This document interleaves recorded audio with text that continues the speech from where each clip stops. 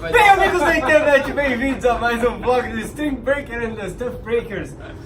E hoje a gente continua com aquela ideia de talk show, String Talks. E o entrevistado de hoje é o nosso baterista Sérgio Ciccone.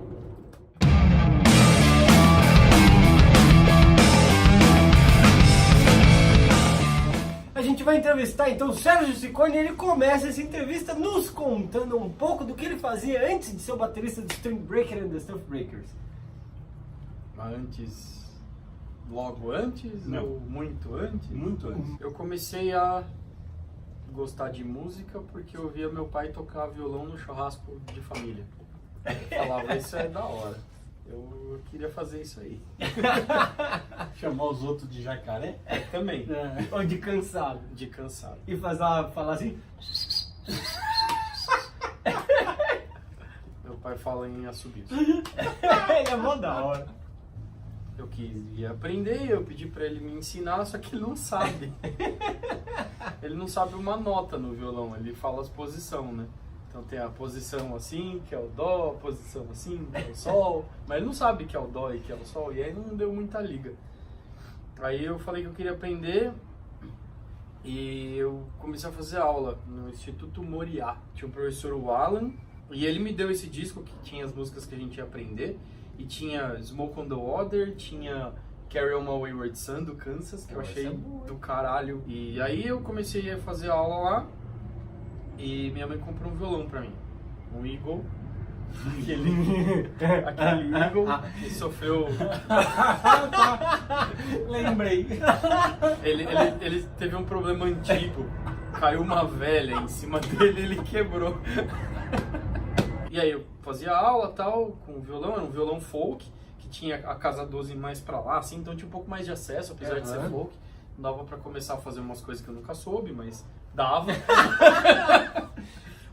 Eu lembro, eu tirei 2 solos que eu fiquei orgulhoso, assim, foi o da Sultans of Swing, que eu tocava inteiro, Ó, que moral, hein? e o da Hotel California, eu tocava inteiro também.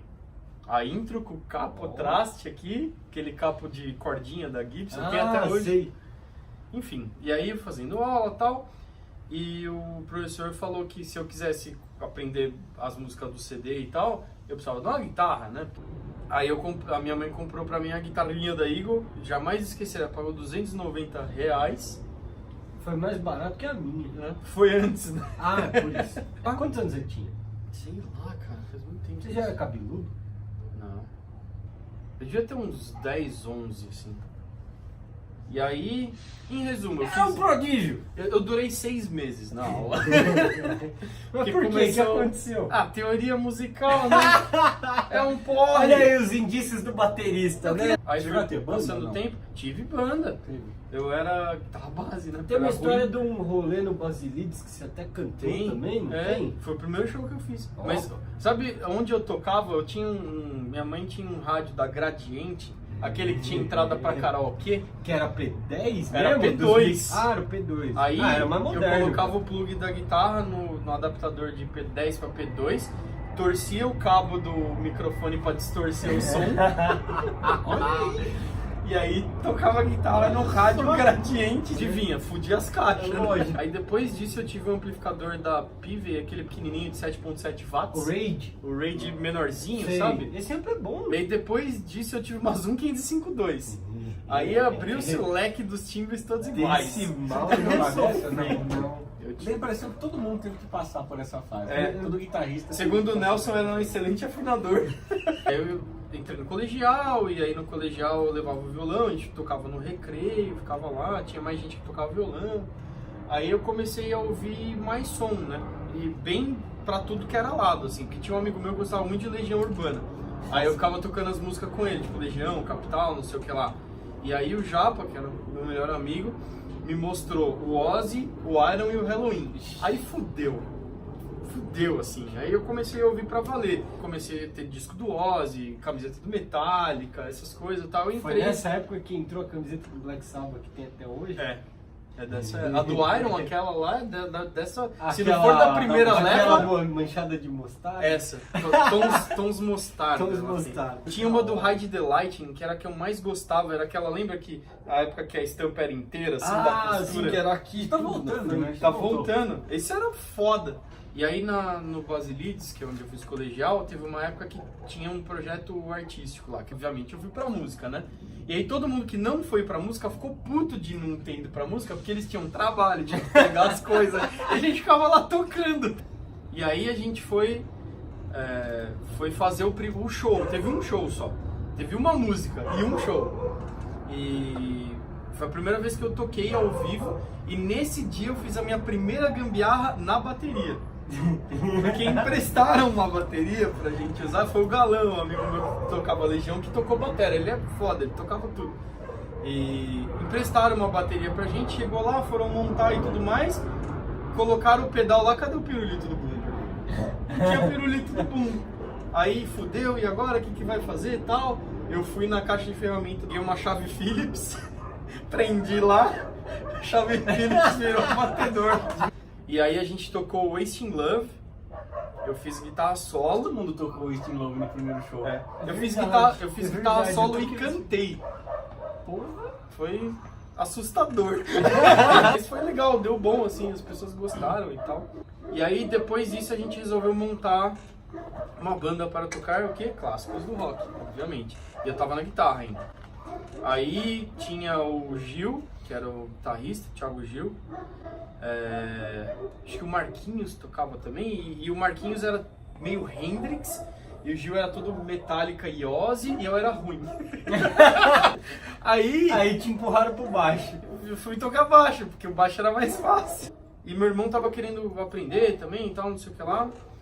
Aí a gente foi comprar um baixo. A gente comprou um baixo do T-Gaze, um Washburn XB100, que na época não valia o 100 que tava escrito com o braço quebrado e colado, assim. Meu irmão tem esse baixo até hoje, pior que o baixo é legal. Aí eu fazia baixo e backing vocal, né? Aí a banda chamava Old School. E a gente tocava umas encrenquinhas, assim, tocava Burn, tocava umas músicas legais. Né? E foi fazendo e tal. Aí, depois disso, eu tive outras bandas. Primeiro, eu toquei numa banda chamada Serpent Black, e a gente fez um show para umas 2.000 pessoas numa cidadezinha do interior de Minas, assim, chamava Pedrock, o festival. A cidade inteira. Tava todo mundo da região, não é? Sei lá quantos anos eu tinha acabado com o colegial. Era um jovem deslumbrado. Ah, total. Com seus 17 anos. Eu terminei o colegial, aí eu entrei, eu fiz 2 anos de engenharia, aí tomei vários fumos e não deu nada certo, aí eu resolvi que eu ia tocar só. Durou 1 ano o estorvo. Nesse 1 ano, eu toquei pra caralho, e tinha ensaio e tal, aí toquei nessa banda, toquei numa que chamava Lethal 12, com o Leandro, que é o cara que tinha os 2 ride e tal, e eu sempre ficava meio de olho na bateria, né, porque eu gostava. Isso baixo você estava tocando? Isso eu tocava baixo. Mas um dia ele ia tocar alto. No amplificador de guitarra, o rei destruiu o ampli, né? Na Lethal 12 a gente chegou a gravar, foi a minha primeira experiência de gravação. A gente gravou umas 2, 3 músicas e tal. Fizemos um show no Blackmore na época, toquei no Blackjack, aí beleza, né? Aí o cara que cantava nessa banda, o Vitor, ele foi fazer um teste pra vocalista numa banda que chamava Scarlet Você River. tá falando é o Vitor Cultrali? É, o Vitor do Fúria. Do Fúria, né? É. Salve pra galera do Fúria aí. Ele foi fazer um teste pra vocalista numa banda que chamava Scarlet Wizard, que é uma banda velha, tanto que o dono da banda é o velho. É uma banda que teve um CD lançado, acho que nos anos 90. Foi muito famosa. E eu fiquei na Scarlet, acho que bem uns 3, 4 anos. Eu vi trocar batera uns 3 vezes, vocalista uns 8. Uns 8 não, mas uns 5 foi. E aí eu queria tocar bateria. E o Ruminantes, que era a banda dos meus primos, estavam sem batera. E eu queria aprender, eu falei, eu queria um lugar para aprender, né? E eles queriam um lugar queriam alguém para tocar e toparam. E eu comecei a tocar bateria no Ruminantes, isso tem uns 11, 12 anos já. Pra mais, talvez. E eu comecei a tocar bateria no Ruminantes. O Ruminantes era o drunk rock, né, que a gente falava, que era punk rock, a gente fazia as músicas. O Dá pra ouvir, não dá? Dá, tem na internet. Quem que produziu mesmo? Foi você que gravou. Olha só que loucura! Quais são os velho nomes também. dos que estão lançados? São bons. Ó, o primeiro... O Ruminantes AP. Que é o primeiro. Isso. O Ruminantes AP é porque é antes dos primos, que são as músicas de antes de eu entrar. Ah, certo. E aí o segundo disco chama Pornografia e Alcoolismo num copo de cerveja e uma revista masculina a qual não podemos citar o nome por motivos legais. Esse nome é demais. Que pariu. E aí eu comecei a tocar no Ruminantes e tal, a gente fez show pra caralho, foi aquela época que tinha aqueles esquema ruim de não, vem aí, festival, e aí você vende ingresso, Nossa, não sei o quê. Mas era da hora, assim, eu levava um monte de prato e tal. E aí que eu comecei a... Ou seja, você sempre foi megalomaníaco, é isso que você tá Não, é querendo porque dizer. eu não sabia tocar, né? Aí eu ia pondo as coisas porque qualquer lugar eu tinha onde bater, A sua né? bateria Já era grande. meio ao contrário? Era porque eu não fiz aula, né? Então eu aprendi sozinho, vendo os caras tocar e... Então, nessa banda que eu tocava baixo, a Lethal 12, tinha um baterista que tinha 2 pratos de condução, de cada lado.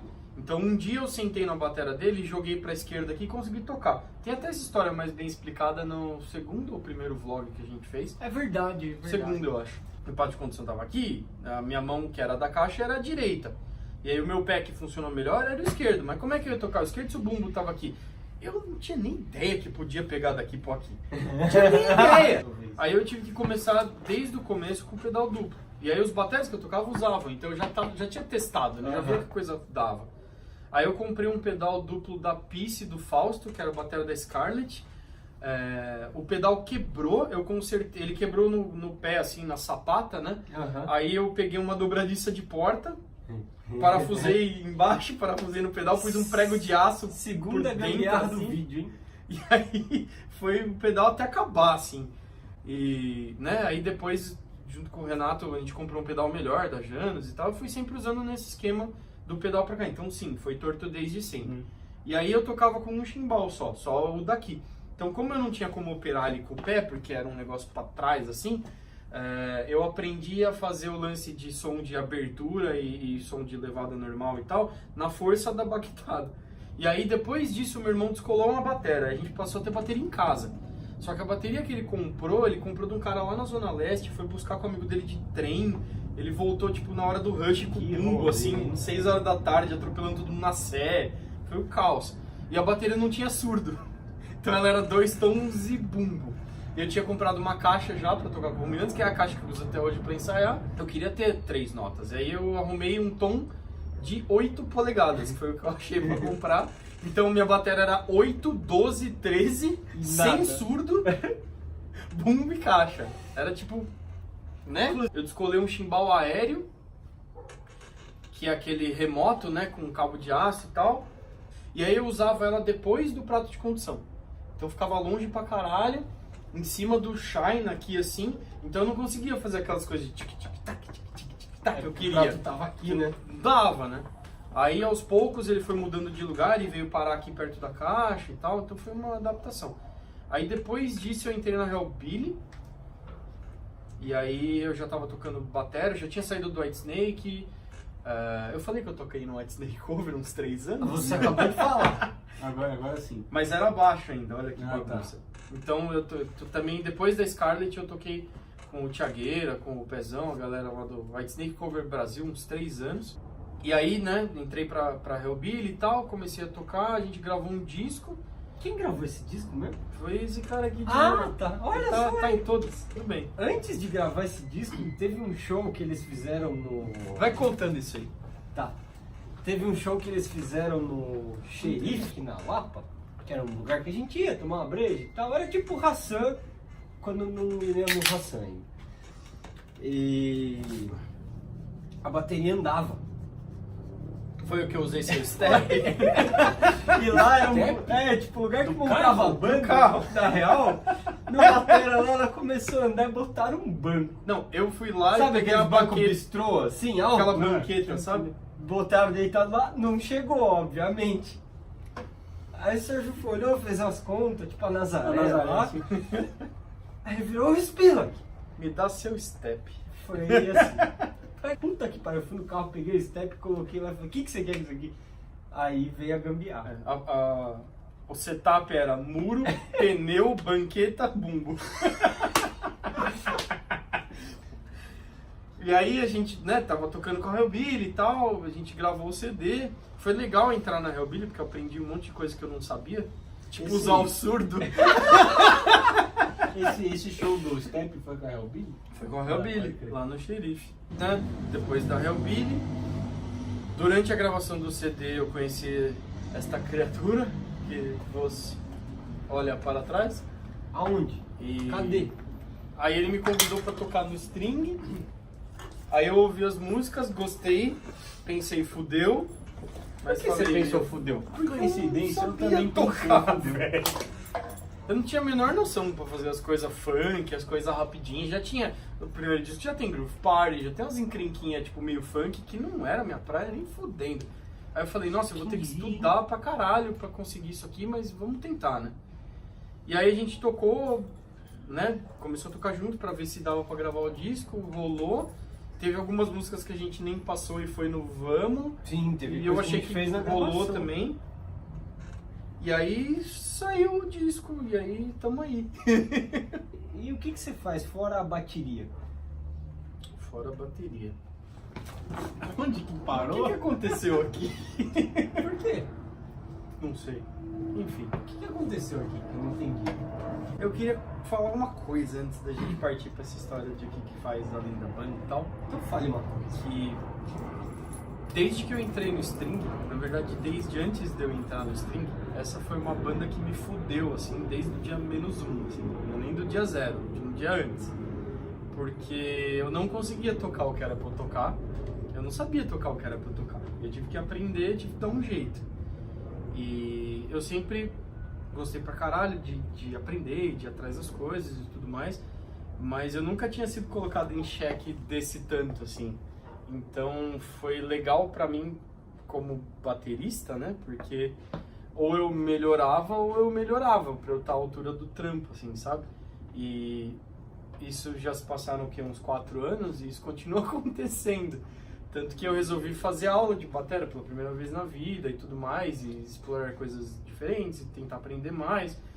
Vi videoaula como nunca antes, comecei a prestar atenção em técnica, também melhorar de equipe e tudo mais. Então foi legal pra caralho, assim, pra mim. Hoje eu posso falar, assim, eu me sinto confortável o suficiente pra falar que eu sou um músico. Então foi legal pra mim isso, sabe? E, inclusive, voltando naquela história que você tinha perguntado, o que eu faço além de tocar. Eu trabalho com TI, né, numa empresa, e tem muita gente que fala por aí, né, que tem essa história de, tipo, você quer ter uma banda com alguém que vai dar o sangue, que vai fazer as coisas acontecerem e tudo mais, tem que ser um cara que vive só de música, o cara que trabalha e toca é hobbyista, assim, o cara não vai fazer as coisas a sério, não vai aprender, não vai querer tocar, não vai topar, não vai compor e tudo mais. Eu mó quero ser o ponto fora da curva dessa história, sabe? Tipo, eu acho que eu posso não ser o cara mais foda do universo, jamais serei.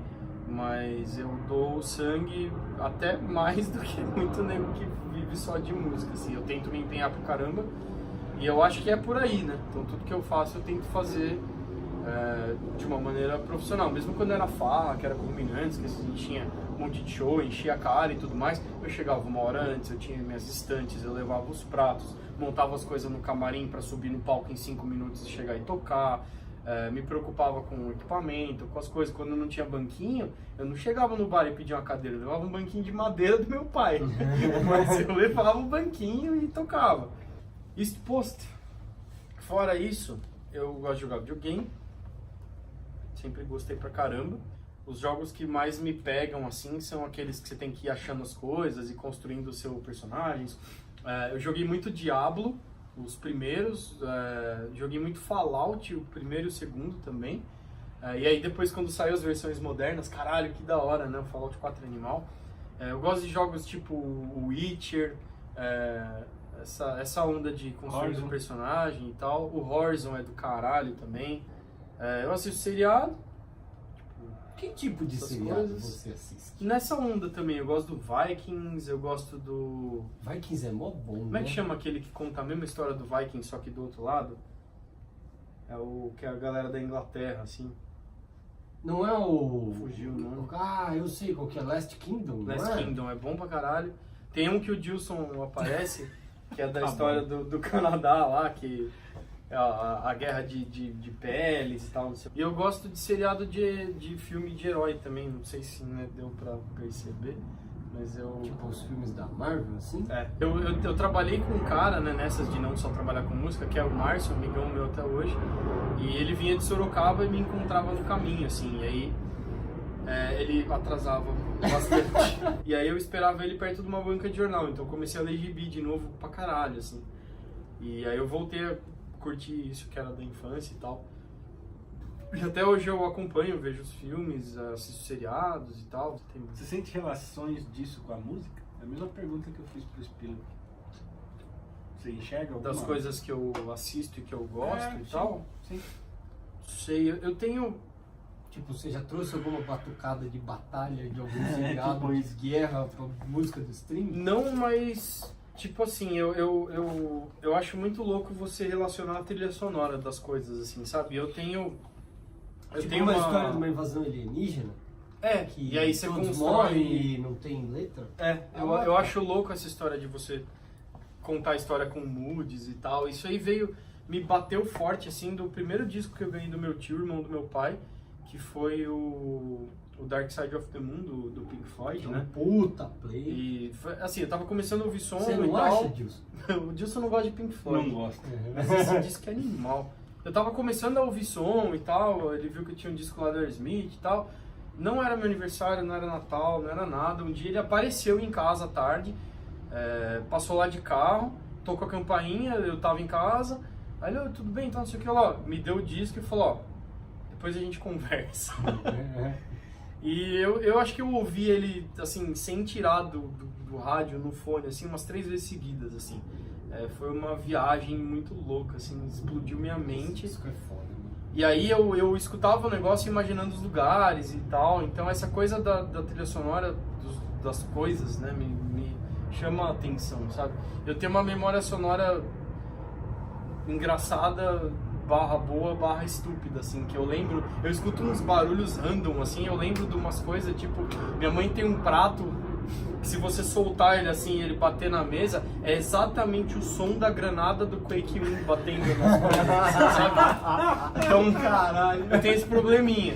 Então eu lembro de uns sons, assim, de vez em quando, então às vezes a gente vai compor uma coisa e me vem puta caralho, isso é aquele, vamos por aqui e tal. Então me voltam umas coisas assim, sabe? Então você perguntou de trilha sonora e tal, o Dilson veio com aquela ideia tulzenta lá, meio árabe, meio não sei o que lá e tal. Sabotagem. Eu fiquei... Mentira, foi um almoço no restaurante árabe. Para de Eu inventar almocei essa no história. restaurante árabe naquele dia de A fato. música veio por causa do almoço. Então, e aí uma pegada árabe e tal, eu tava com os tonzinhos, eu já pensei naquela coisa, sabe, fazer uns moods meio, sei lá, meio Como se fosse árabe, um meio... bongô, tipo, assim, que você fica naquele... sabe? tipo... Então Eu só preciso entra, adicionar acho que entra. Eu preciso adicionar que quem estava na Paulista domingo passado viu essa música.